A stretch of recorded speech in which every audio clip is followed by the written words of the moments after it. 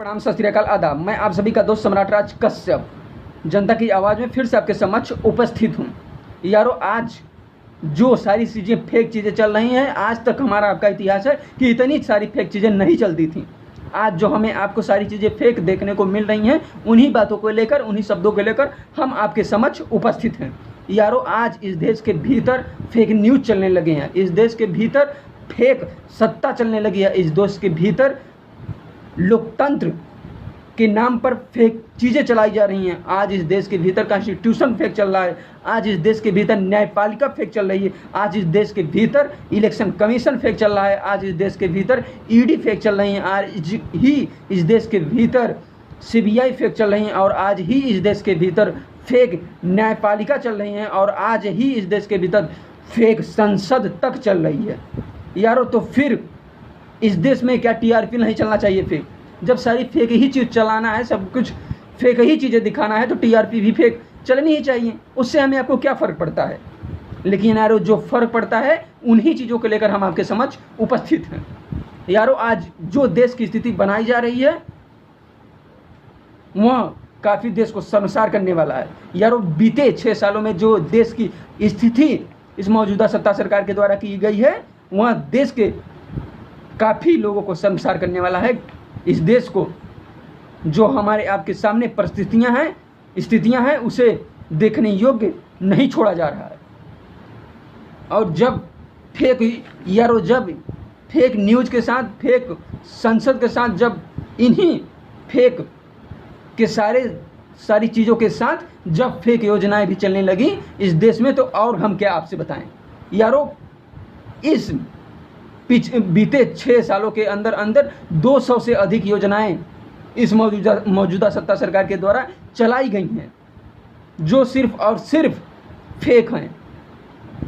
कहा जाता था कितने लोगों को उसमें एम्प्लॉयमेंट देने के लिए, रोजगार देने के लिए, लेकिन अब जब आप उसकी असलियत जानेंगे, आप भौचक्के रह जाएंगे। आप देखते रह जाएंगे कि आखिर ऐसा फेक हमारे आपके सामने चल रही हैं, और हम आप सिर्फ और सिर्फ उसे देखकर और कुछ नहीं कर पा रहे हैं। तो आइए इन्हीं शब्दों के साथ कुछ बातें हम आपको बताने जा रहा हूं। यारो, 2014 से लेकर 2019 तक 164 योजनाएं सरकार के द्वारा चलाई गई हैं। 164 योजनाएं सरकार के द्वारा बीते 6 सालों के द्वारा सरकार के द्वारा चलाया गया है। क्या अभी तक किसी योजना की पड़ताल की गई कि कोई भी जितनी भी योजनाएं चलाई गई हैं, क्या कभी भी टीवी चैनल के द्वारा उस पर डिबेट किया गया? क्या उस पर किसी प्रकार का एजेंडा तय हुआ? शायद ही हुआ हो। क्या कभी हमारे आपके सामने बीते कुछ सालों के अंदर जो योजनाएं चलाई गई, क्या उसमें फेक हैं, क्या चीज़ें सही हैं, क्या नहीं हैं? तो क्या इस पर अभी तक किसी भी प्रकार का न्यूज़ चैनलों के द्वारा, न्यूज़ एंकरों के द्वारा चिल्ला कर हमारे आपके सामने बताया गया कि क्या उसकी असलियत है? आखिर जो योजनाएं चलाई जा रही हैं उसकी क्या क्या असलियत है? क्या हमारे आपके सामने रखी गई हैं? शायद ही रखी गई हैं, शायद ही हमें आपको बताया गया हो।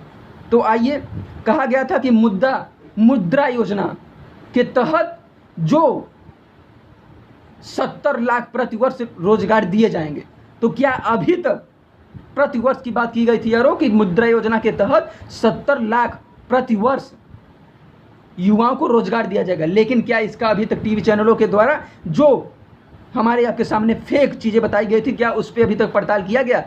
शायद ही किया गया। आप इसका पड़ताल खुद करिए यारों कि अभी तक उस मुद्रा योजना का कितना हमें और आपको लाभ प्राप्त हुआ। और स्टार्टअप की बात करिए, स्टार्टअप से भी हर वर्ष लगभग 2 करोड़ युवाओं को लाभ देने की बात कही गई थी, लेकिन शायद ही 2 करोड़ अभी तक इस युवा के लोग उस स्टार्टअप के तहत लोगों को रोजगार मिला हो। शायद ही हर वर्ष इसमें भी 2 करोड़ युवाओं को रोजगार देने की बात कही गई थी। और अगर आप स्किल इंडिया को देख लीजिए, तो हमें तो ऐसा प्रतीत होता है, हमें ऐसा दिखाई देता है कि यारो एक स्किल इंडिया नहीं है, एक किल इंडिया बना दिया गया। यारो, इस इंडिया को किल इंडिया इन्होंने बना दिया। और अगर आप स्किल इंडिया के नाम से जो सारी चीज़ें चालू करेंगे, अगर आप उसको स्किल इंडिया को देखते हैं, जानना चाहते हैं, तो इसमें भी हर वर्ष 1.5 करोड़ नौकरियां, 1.5 करोड़ लोगों को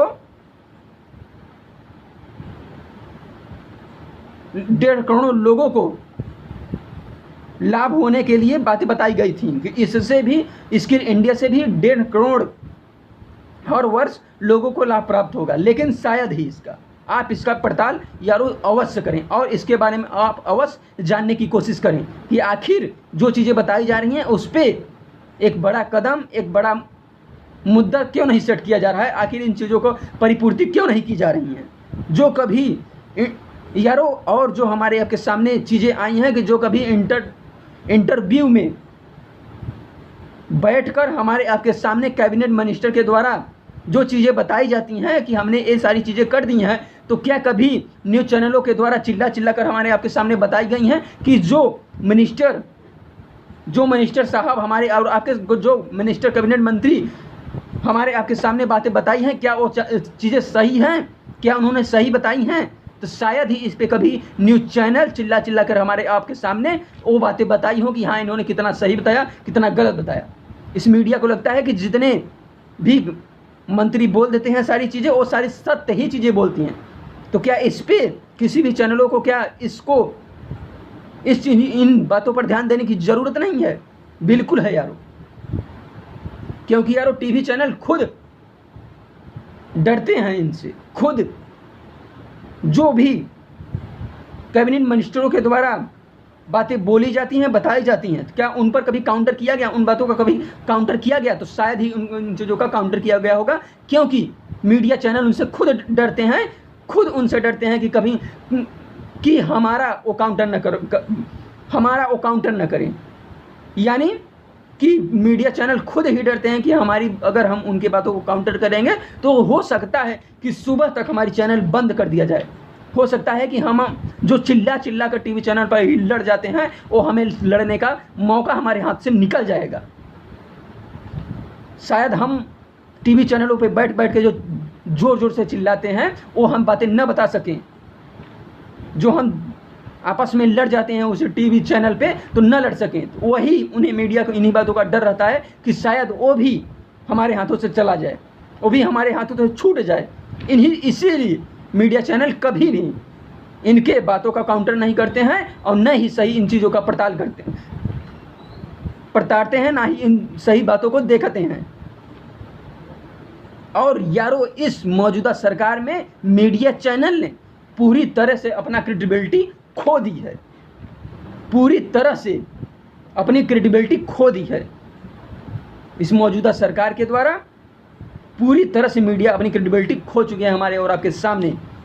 और जो चीज़ें हमारे आपके सामने और आई हैं वो भी हम आपको कुछ बातें और बता देना चाहते हैं कि यारो अब हम बातें करते हैं एडवर्टीजमेंट की, जो कि एडवर्टीजमेंट के द्वारा भी लंबे जुमले फेंके जाते हैं, लंबी बातें बताई जाती हैं, लेकिन उस एडवर्टीजमेंट का सच क्या है वो हम आपके सामने रखने जा रहे हैं। यारो इस देश के भीतर सिर्फ और सिर्फ सेंटर और स्टेट गवर्नमेंट के हर वर्ष के जो बजट का हिस्सा है वहाँ लगभग 25 से 30 हज़ार करोड़ का, ध्यान से सुनिए यारो, 25 से 30 हज़ार करोड़। सोचिए इतनी बड़ी रकम, 25 से 30 हज़ार करोड़ का बजट रहता है सिर्फ और सिर्फ एडवर्टीजमेंट करने का। और ये चीज़ें हम वो बता रहे हैं जो सिर्फ और सिर्फ सेंट्रल और स्टेट गवर्नमेंट के द्वारा हमें आपको चीज़ें बताई जाती हैं।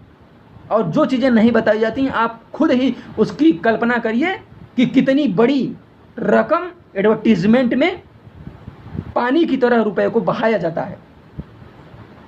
और हम आप एडवर्टीजमेंट देख के खुश हो जाते हैं कि शायद ऐसा हो, और हम आप कल्पना में ही डूब जाते हैं और सच्चाइयों को देखते देखते कैसे क्या हो जाते हैं। जो फेक योजनाएं ऊपर से ज़्यादा, जो यारो फेक योजनाओं के ऊपर ज़्यादा प्रचार किया जाता है, प्रचार किया गया है उन चीज़ों को हम आपको बता देना चाहते हैं। जैसे आप अगर बातें कर लीजिए गंगा सफाई की, क्या आप देख पाए हैं अभी तक कि गंगा की सफाई हो गई हो? शायद ही आप देखने को मिलती होंगी ये बातें, और शायद ही ये चीज़ें आपको सुनने को मिलती होंगी, क्योंकि यारो जितना खर्च गंगा की सफाई पर नहीं हुआ उतना और उससे अधिक खर्च गंगा की एडवर्टीजमेंट पे किया गया।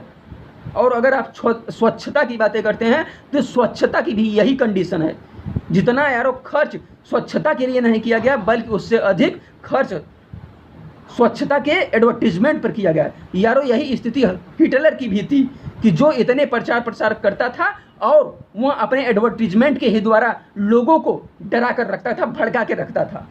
और यही चीज़ें हमें आपको देखने को मिल रही हैं और यही स्थिति इस मीडिया और मौजूदा सरकार ने हमारे आपके सामने बनाकर रख दी है। क्योंकि यारो आप जो फ्री मीडिया की बातें हो रही हैं वह लगातार नीचे की ओर दिन प्रतिदिन गिरते जा रही हैं, दिन प्रतिदिन अपनी वर्चस्व खोते जा रहे हैं, दिन प्रतिदिन अपना सारी चीज़ें बेचते जा रहे हैं। क्योंकि यारो अगर अंतर्राष्ट्रीय पर भारत लगातार अंतर्राष्ट्रीय फ्री प्रेस इंडेक्स में नीचे गिरता जा रहा है। अंतर्राष्ट्रीय फ्री प्रेस इंडेक्स में भारत लगातार नीचे गिरता जा रहा है। यारो अगर आप 2010 की बातें करते हैं तो वह 180 देशों में भारत का स्थान 122 था। सोचिए यारो 2010 में जो मीडिया का स्थान था 180 देशों में, वह 2010 में 122वें स्थान पर था। लेकिन अगर आप प्रेजेंट टाइम की बातें करते हैं तो वह लगातार गिरते गिरते आज प्रेजेंट टाइम में कि मैं बातें आपको बता रहा हूं कि वह गिर कर इतना गिर गया कि वह आज इसका स्थान 142वें स्थान पे आ चुका है। सोचिए बीते 6 सालों में कितनी बुरी तरह से मीडिया गिर चुकी है, बिक चुकी है। सिर्फ इस देश में नहीं, अंतर्राष्ट्रीय लेवल पे भी मीडिया अपना वर्चस्व खो चुका है। तो अगर ये मीडिया अपना वर्चस्व दोबारा पाना चाहती है तो इसे बदलना होगा और अपने बारे में स्वयं सोचने की ज़रूरत है। ये चौथा स्तंभ अगर देश को अपना बचाना चाहते हैं तो इसे बदलने की ज़रूरत है और अपने आप को देखने की अवश्य उन्हें ज़रूरत है।